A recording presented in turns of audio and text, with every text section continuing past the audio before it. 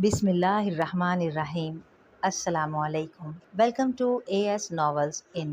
कैसे हैं आप सब? उम्मीद है खैरियत से होंगे।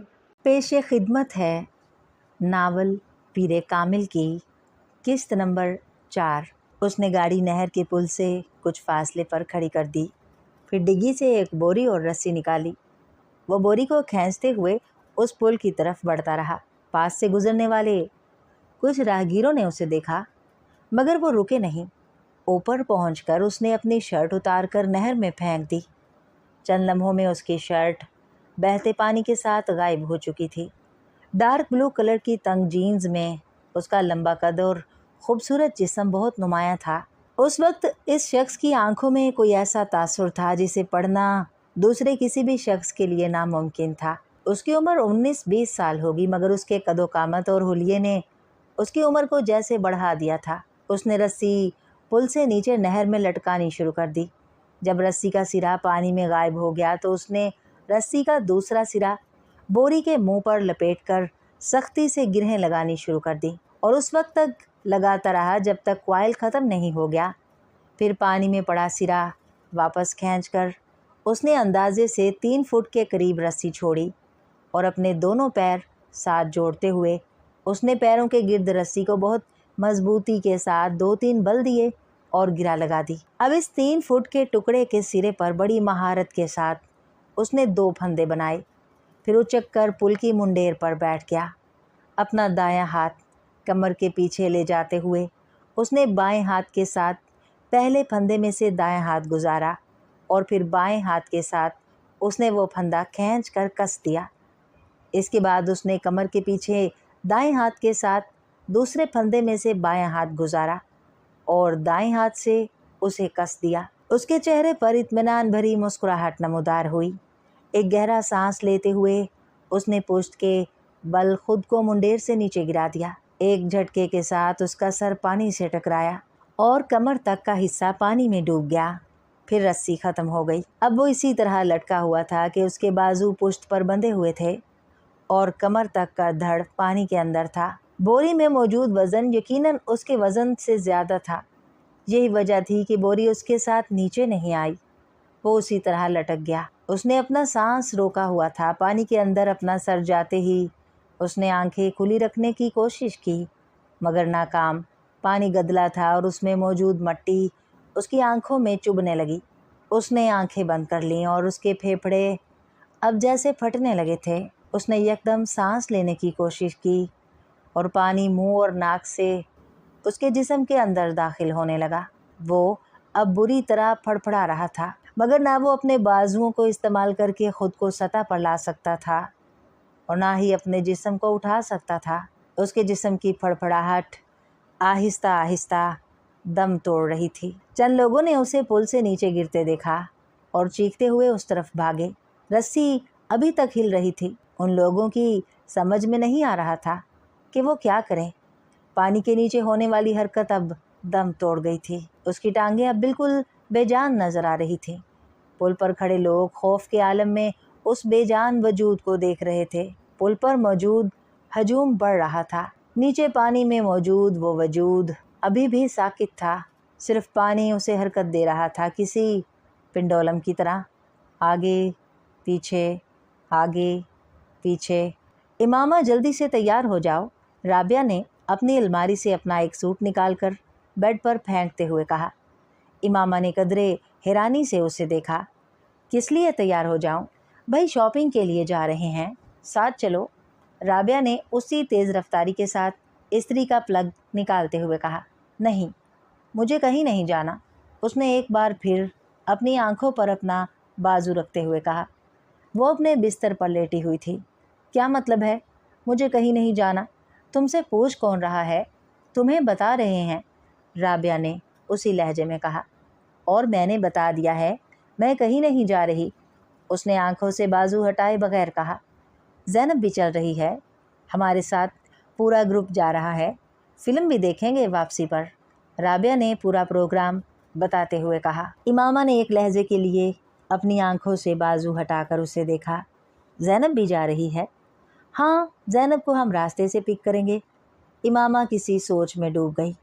तुम बहुत डल होती जा रही हो इमामा, राबिया ने कदरे नाराज़ी के साथ तबसरा किया। हमारे साथ कहीं आना जाना ही छोड़ दिया है तुमने। आखिर होता क्या जा रहा है तुम्हें? कुछ नहीं, बस मैं आज कुछ थकी हुई हूँ, इसलिए सोना चाह रही हूँ। इमामा ने बाजू हटाकर उसे देखते हुए कहा। थोड़ी देर बाद जवेरिया भी अंदर आ गई और वो भी उसे साथ चलने के लिए मजबूर करती रही, मगर इमामा की ज़बान पर एक ही रट थी, नहीं मुझे सोना है, मैं बहुत थक गई हूँ।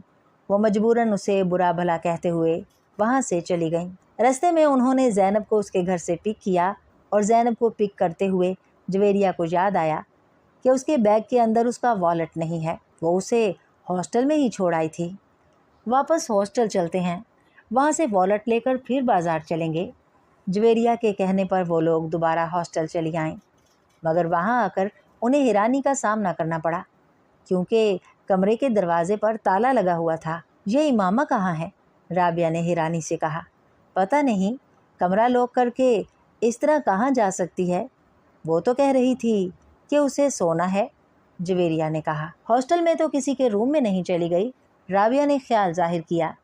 वो दोनों अगले कई मिनट उन वाकिफ़ लड़कियों के कमरों में जाती रहीं जिनसे उनकी हेलो हाय थी, मगर इमामा का कहीं पता नहीं था। कहीं हॉस्टल से बाहर तो नहीं गई?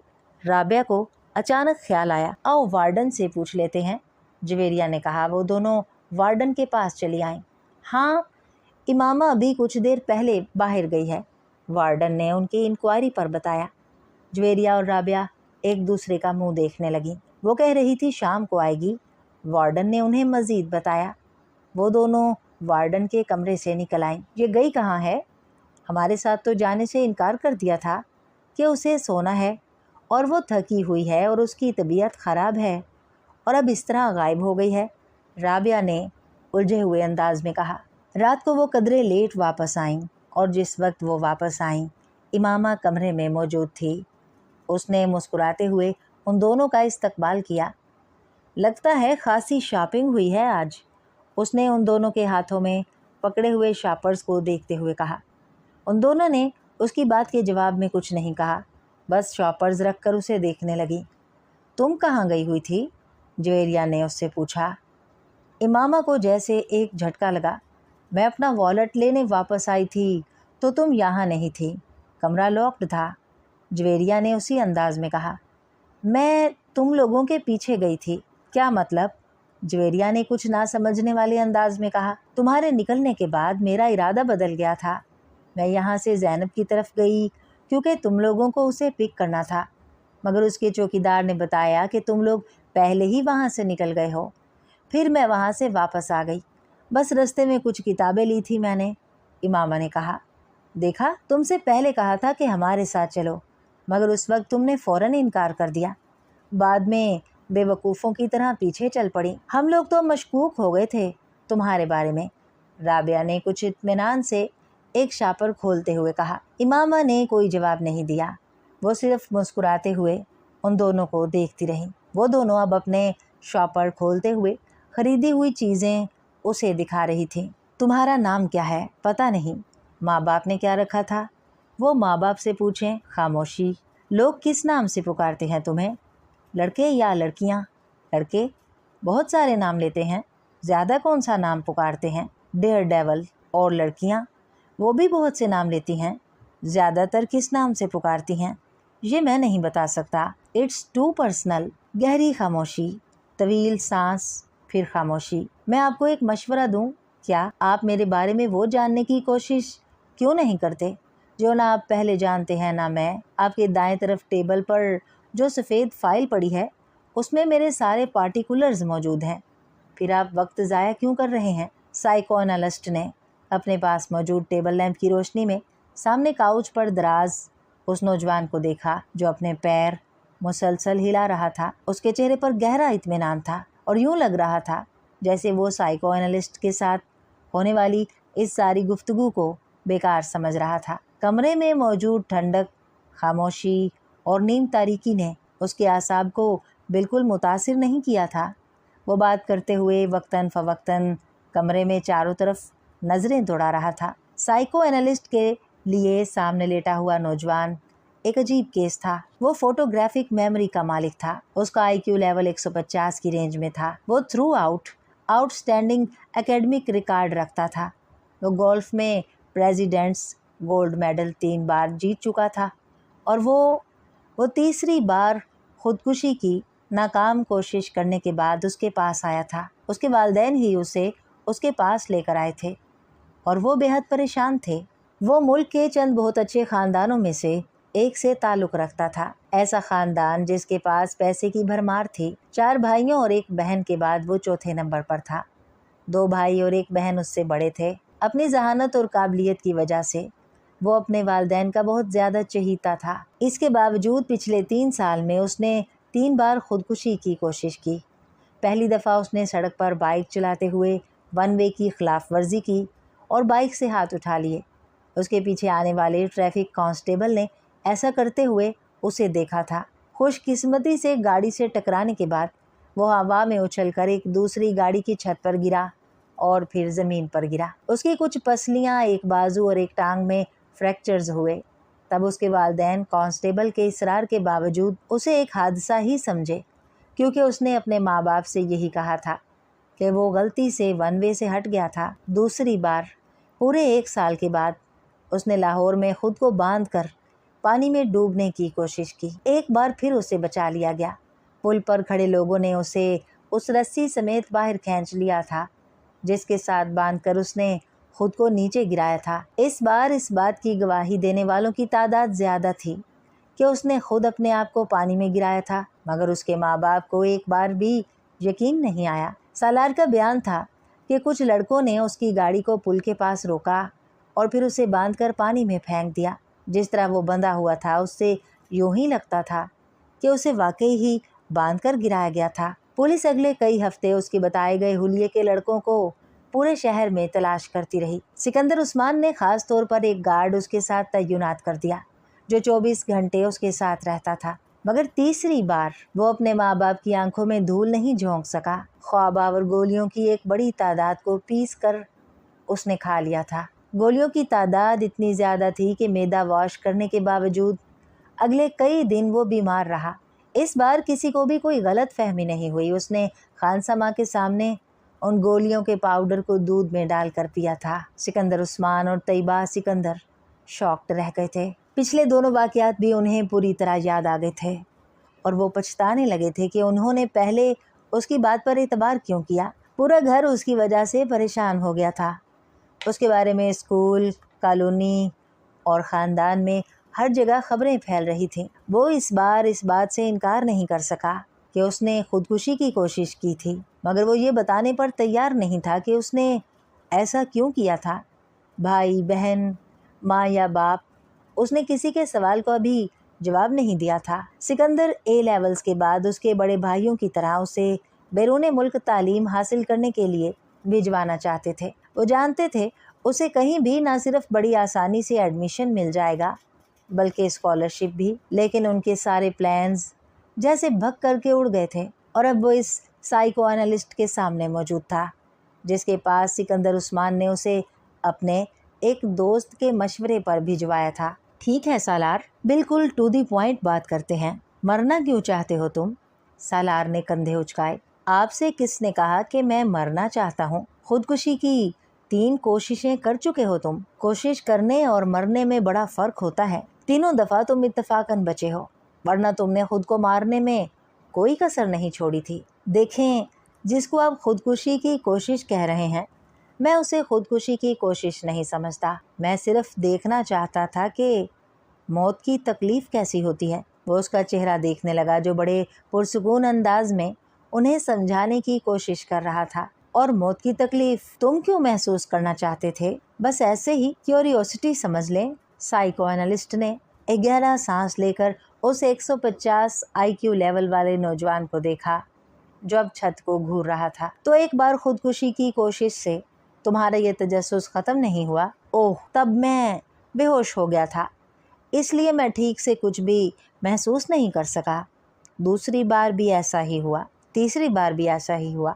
वो मायूसी से सर हिलाते हुए बोला। और अब तुम चौथी बार कोशिश करोगे?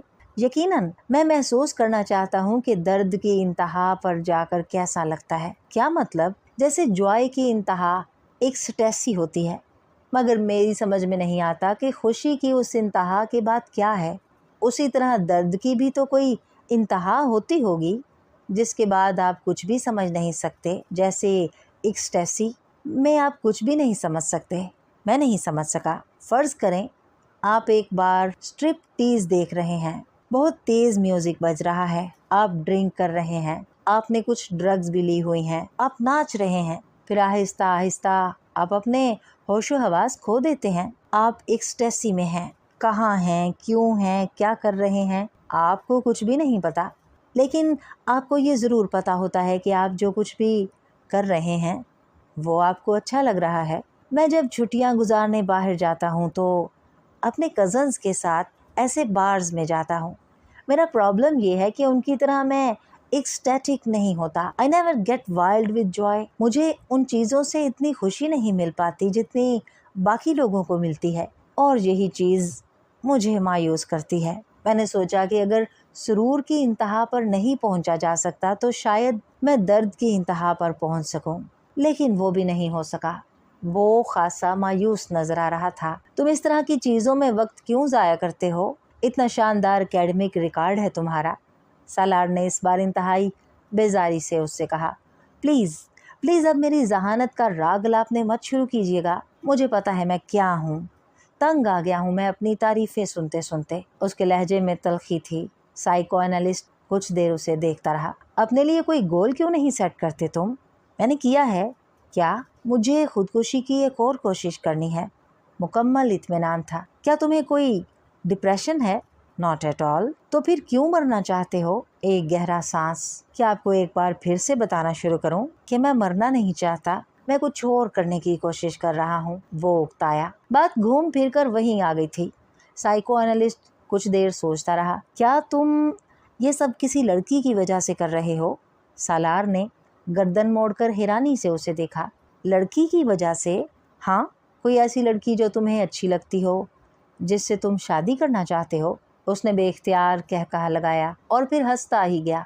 माय गॉड, आपका मतलब है कि किसी लड़की की मोहब्बत की वजह से मैं खुदकुशी? वो एक बार फिर बात अधूरी छोड़कर हंसने लगा। लड़की की मोहब्बत और खुदकुशी, क्या मजाक है। वो अब अपनी हंसी पर काबू पाने की कोशिश कर रहा था। साइको एनालिस्ट ने इस तरह के कई सेशंस उसके साथ किए और हर बार नतीजा ढाक के वही 3 बात रहा। आप इसको तालीम के लिए बैरून मुल्क भिजवाने की बजाय यही रखें और इस पर बहुत ज़्यादा तवज्जो दें। हो सकता है ये तवज्जो हासिल करने के लिए ये सब करता हो। उसने कई माह के बाद सालार के माँ बाप को मशवरा दिया, जिसका नतीजा ये हुआ कि उसे बाहर भिजवाने की बजाय इस्लामाबाद के इदारे में एडमिशन दिलवाया गया। सिकंदर उस्मान को ये इत्मीनान था कि वो उसे अपने पास रखेंगे तो शायद वो दोबारा ऐसी हरकत ना करे। सालार ने उनके इस फैसले पर किसी रद्द-ए-अमल का इजहार नहीं किया, बिल्कुल उसी तरह जिस तरह उसने उनके इस फैसले पर किसी खुशी का इजहार नहीं किया था कि उसे बैरून मुल्क तालीम के लिए भिजवा दिया जाएगा। साइको एनालिस्ट के साथ आखिरी सेशन के बाद सिकंदर उस्मान उसे घर ले आए और उन्होंने तैयबा के साथ मिलकर उससे एक लंबी चौड़ी मीटिंग की। वो दोनों अपने बेडरूम में बिठाकर उसे इन तमाम आसाइशों के बारे में बताते रहे जो वो पिछले कई सालों में उसे फराहम कर रहे थे। उन्होंने उसे इन तवक्कुआत के बारे में भी बताया जो वो उससे रखते थे। उसे उन मोहब्बत भरे जज्बात से भी आगाह किया जो वो उसके लिए महसूस करते थे। वो बेतासुर चेहरे के साथ च्युइंगम चबाता बाप की बेचैनी और माँ के आंसू देखता रहा। गुफ्तगू के आखिर में सिकंदर उस्मान ने तकरीबन तंग आकर उससे कहा, तुम्हें किस चीज की कमी है? क्या है जो तुम्हारे पास नहीं है या जो तुम्हें चाहिए? मुझे बताओ। सालार सोच में पड़ गया। Sports car. अगले ही लम्हे उसने कहा, ठीक है, मैं तुम्हें स्पोर्ट्स कार बाहर से मंगवा देता हूँ, मगर दोबारा ऐसी कोई हरकत मत करना जो तुमने की है। ओके। सिकंदर उस्मान को कुछ इत्मीनान हुआ। सालार ने सर हिला दिया। तैयबा ने टिश्यू से अपने आंसू साफ करते हुए जैसे सुकून का सांस लिया। वो कमरे से चला गया तो सिकंदर उस्मान ने सिगार सुलगाते हुए उनसे कहा, तैयबा, तुम्हें इस पर बहुत तवज्जो देनी पड़ेगी। अपनी एक्टिविटीज़ कुछ कम करो और कोशिश करो कि इसके साथ रोज़ाना कुछ वक्त गुजार सको। तैयबा ने सर हिला दिया। वसीम ने मामा को दूर से ही लॉन में बैठे देख लिया। वो कानों पर हेडफोन लगाए वॉकमैन पर कुछ सुन रही थी। वसीम दबे कदमों उसकी पुश्त की जानिब से उसके अकब में आ गया। उसके पास जाकर उसने यकदम इमामा के कानों से हेडफोन के तार खींच लिए। इमामा ने बर्क रफ्तारी से वॉकमैन के स्टॉप का बटन दबा दिया था। क्या सुना जा रहा है यहाँ अकेले बैठे? वसीम ने बुलंद आवाज़ में कहते हुए हेडफोन को अपने कानों में ठूंस लिया, मगर तब तक इमामा कैसेट बंद कर चुकी थी। कुर्सी से उठकर खड़े होकर उसने हेडफोन को अपनी तरफ खींचते हुए वसीम से कहा, बदतमीज़ी की भी कोई हद होती है वसीम, बिहेव योरसेल्फ। उसका चेहरा गुस्से से सुर्ख हो रहा था। वसीम ने हेडफोन के सिरों को नहीं छोड़ा। इमामा के गुस्से का उस पर कोई असर नहीं हुआ था। मैं सुनना चाहता हूँ, तुम क्या सुन रही थी? इसमें बदतमीज़ी वाली क्या बात है? कैसेट को ऑन करो। इमामा ने कुछ झुंझुलाते हुए हेडफोन को वॉकमैन से अलहदा कर दिया। मैं तुम्हारे सुनने के लिए वॉकमैन लेकर यहाँ नहीं बैठी, दफ़ा हो जाओ ये हेडफोन लेकर।